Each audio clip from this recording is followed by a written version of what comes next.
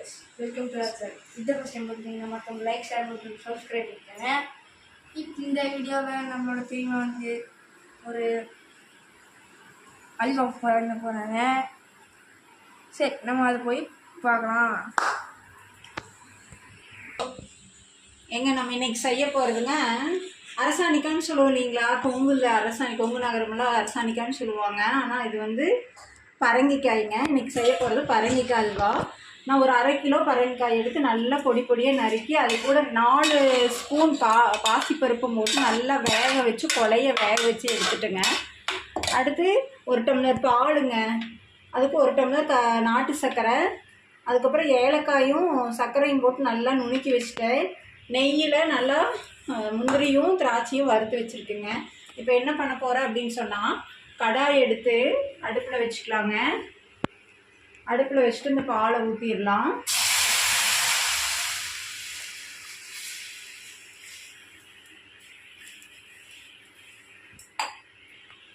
நல்லா பால் காயிட்டுங்க. எங்கள் பால் காஞ்சிருச்சுங்க. அதில் நம்ம வந்து இந்த வேக வச்ச பரங்கிக்காய், ஏன்னா பரங்கிக்காய் இருக்கு இல்லைங்களா, இதுக்கு ஒரு ஸ்பெஷலான ஒரு காய்ங்க.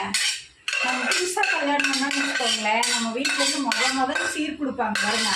அப்போ நம்ம அண்ணனுக்கு எடுத்துகிட்டு வர காயே இதுதாங்க. தலையில் அழகாக வச்சு கொண்டு வருவாங்க. அரசாணிக்காய் வச்சு தலையில் வச்சு பானையெல்லாம் வச்சு கொண்டு வரும்போது நம்மளுக்கு பார்த்தாலே ஏன் எதுக்காக அப்படி பண்ணுறாங்க அப்படின்னா, அரசாணிக்காய் வந்து இனிப்பாகவும் இருக்கும், அதே சமயம் நல்லா பெருத்து இருக்கும்னாங்க. நம்மளுடைய வாழ்க்கையும் பெருகட்டும் அப்படிங்கிற ஒரு இதுதானுங்க. அந்த உங்களுக்கு இப்போ நான் சொன்னாதான் தெரியுது உங்களுக்கு பரங்கிக்காயினோட சிறப்பு என்னன்னு பார்த்தீங்களா. இப்போ ஒவ்வொரு காய்க்கும் ஒவ்வொரு சிறப்பு இருக்குங்க. இது நல்லா இந்த பாலில் நல்லா சுண்டுட்டுங்க. அதுக்கப்புறமா நம்ம நாட்டு சர்க்கரை போட்டுக்கலாம். ஓரளவுக்கு இதாகிடுச்சு. இது பாருங்கள், நல்லா சுண்டிடுச்சா. இதில் வந்து நம்ம நாட்டு சர்க்கரையை கலக்கிறோம். ஏன்னா முதல்லையே பரங்கிக்காய் வந்து நல்ல இனிப்புங்க. அது கூட நல்ல இதை போட்டு நல்ல இனிப்புக்கு போட்டுருணுங்க. பாசிப்பயிர் போட்டிருக்கோம் இல்லைங்களா, அதனால் நீங்கள் பாருங்கள், பார்த்தாலே பாசிப்பயிர் அப்படியே மொழுன்னு தெரியுதுங்களா. அதுவும் பார்க்குறதுக்கு நல்லா லுக்காக இருக்குங்க. ஒரு நெய் ஒரு 4 ஸ்பூன் ஊற்றிக்கலாமுங்க. நெய் ஊற்றுற அளவுக்கு தாங்க அல்வா நல்லா இருக்கும். எவ்வளோ நெய் ஊற்றுறோமோ அவ்வளோ நல்லா இருக்குங்க. பாருங்கள், அல்வா பார்த்துக்கு உங்களுக்கே வந்து. அதுக்கடுத்து நம்ம என்ன பண்ணலாம் தெரியுங்களா, நம்ம எடுத்து வச்சுருக்குறோம் இல்லைங்களா அந்த முந்திரி பருப்பு, இதெல்லாம் போட்டுக்கலாமுங்க.